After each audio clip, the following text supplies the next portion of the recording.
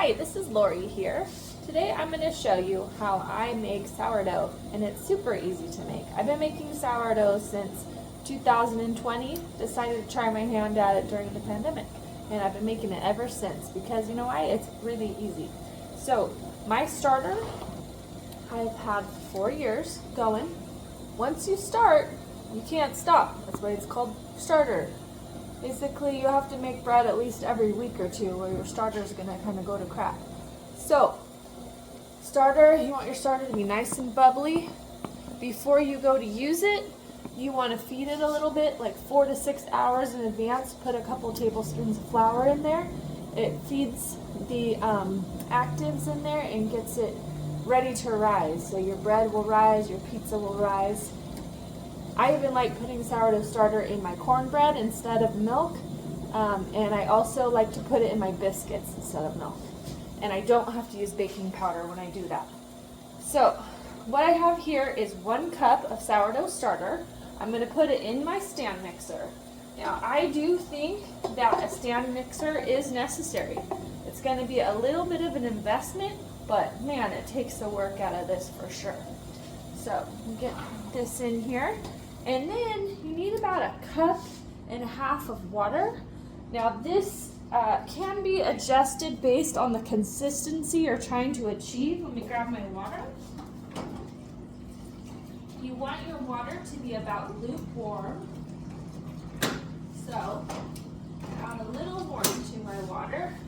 But you don't want your water to be so warm that it's going to kill your active yeast and not make it rise. So it's nice, it's a little bit warm. So I'm going to grab this so I can show you, sorry, my hand there, show you what's going on. Let's see if I can get a closer view.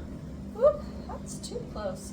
Let's go like this. Okay, pour in my water, and it kind of makes it start to get a little bit bubbly.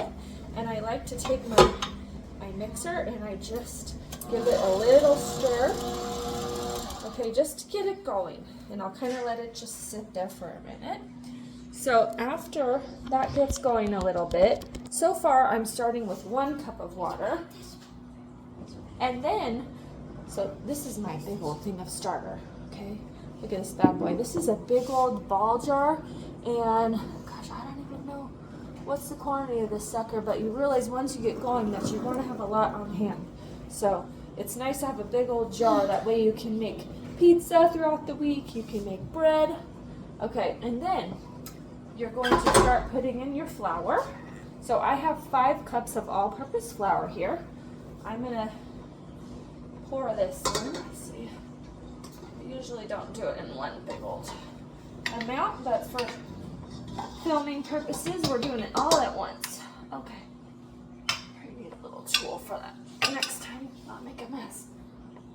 Okay, so there goes 5 cups of all-purpose flour in with my starter and my 1 cup of water. And that was 1 cup of sourdough starter I put in there. And we're gonna get to mixing here. We're also gonna add in 1.5 teaspoons of kosher salt.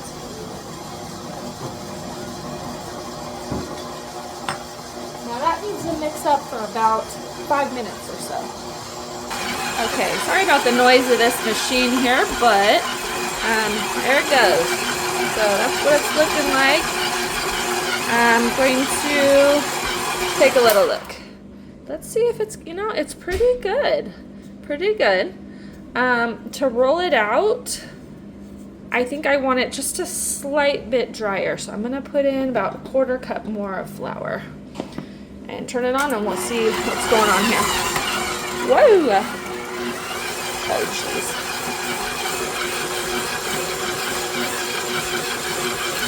While that's mixing, I'm going to tell you, this is one of the projects I've been working on here.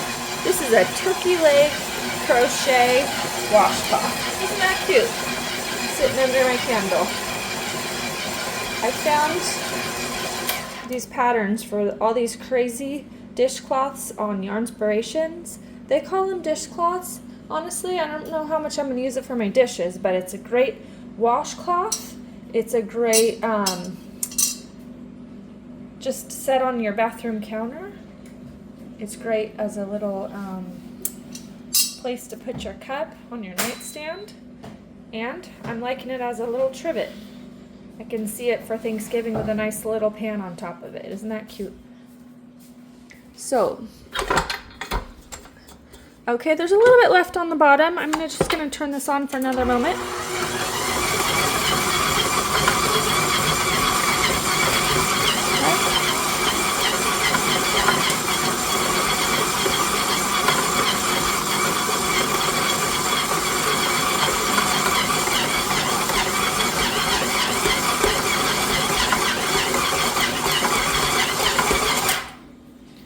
Okay, so that looks nice. So at this point, I can roll it out and make it into like individual, make sourdough like little loaves with. I can make 2 loaves and put it on a baking sheet, let it rise overnight and then bake it in the morning. Or I can take this loaf, I can let it rise. First of all, I like to put it in my fridge and let it rest overnight with a little wrap on it. And then the next morning, I take it out and I let it rise on the counter, and then I put some slits in it and I let it rise and I cook it in a big crock in my oven, and it makes a whole loaf. And I like to do it that way most of the time because I don't have to roll it out, and then I can make it for our soups. We can have nice pieces with our soup. So I'm gonna come back and show you the final product in a little bit. I wanted to talk about where I learned about making sourdough bread. One of the persons I found on YouTube, which got me super into making sourdough, because it does seem intimidating when you're first starting out, is a lady that does Farmhouse on Boone YouTube channel. Now, I found her like 4 years ago, and I've been watching her ever since. She's amazing. She has 4 kids, and she's the one that tells you like how to take care of your sourdough starter. So say you have this thing and you keep it in your fridge, but what do you do after you use it? How do you make sure it's still active?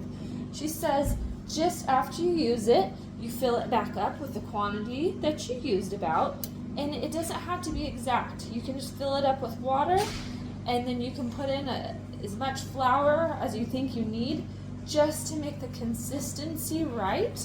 It needs to be like pancake batter, and that's what I do. I don't measure anything at this point.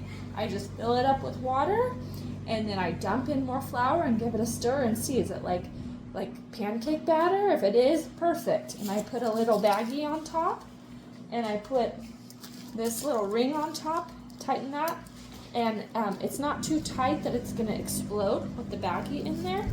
And then I have it in the back of my fridge so it doesn't fall out on the floor. All right, I'll come back and show you the sourdough once it's done. Okay, so I have my bread here. Okay, so I have my bread here. I've had it just kind of resting for like an hour and a half or so. That is not necessary to let it rest before rolling it out into these loaves. And you can split it into 2. It makes 2 loaves. So I just eyeball it. Okay. One's a little bigger. Oh well. Okay, and then I'm going to lightly flour my board.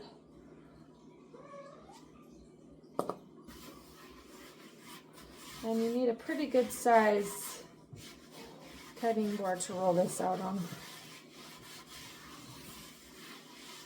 This is my biggest one in the pack that came. It's a little too big for the small size one that came in my pack. I think it tells me how big this thing is. Okay, so it's about the length of my cookie sheet. Okay.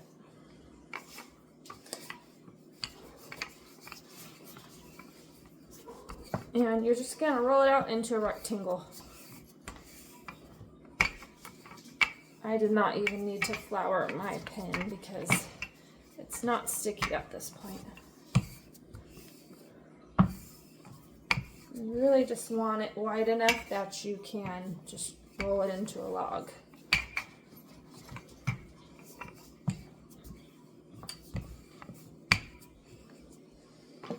So as I was saying, I learned about the sourdough from Farmhouse on Boone Oh my goodness, my kitty has started jumping on the kitchen counter today. She's crazy.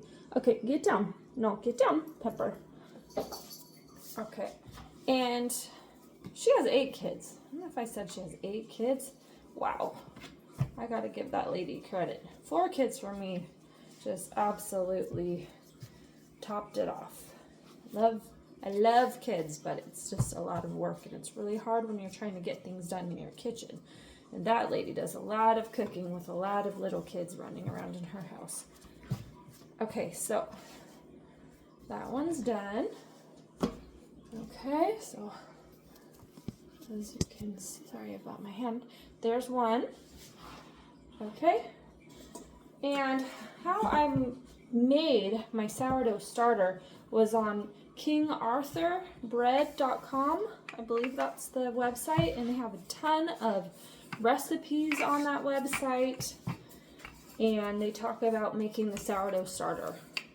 Now the sourdough starter, I made that 4 years ago. That was quite a process, and I can't remember if it went on for 1 or 2 weeks of gradually like adding to it, removing from it, but it's definitely doable. You just follow their instructions, which are actually very precise on their website. And that's how I made my starter. Get yourself a nice container. Okay, so here's my second loaf, and I have it in rectangular shape, and I'm just gonna roll it up, kind of like making simmer rolls. Ew, a little hair. Simmer rolls, or making like a jelly roll or something. Same kind of thing. And you just pinch off the edges. That way it looks consistent, and place it on top. Okay, there we go. And then you take a sharp knife. As you can see, I'm going to take a sharp knife. 1 minute while I grab it. And you're going to score it. And I just score mine evenly, making the lines across it. That way when it puffs up, as it's rising, it can grow. Okay, and then I'll give you a quick shot of this.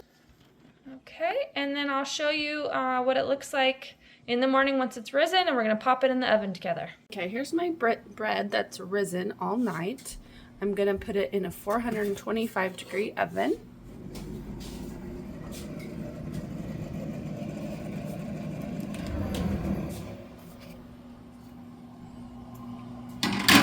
And right when it gets started, you're supposed to throw in some ice.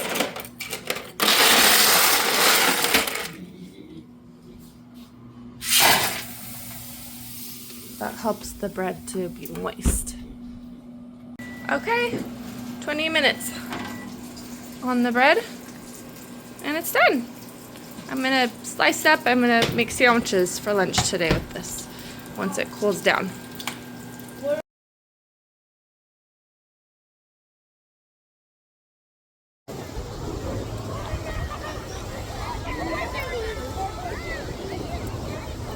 Cheers. Cheers. Let me take a photo.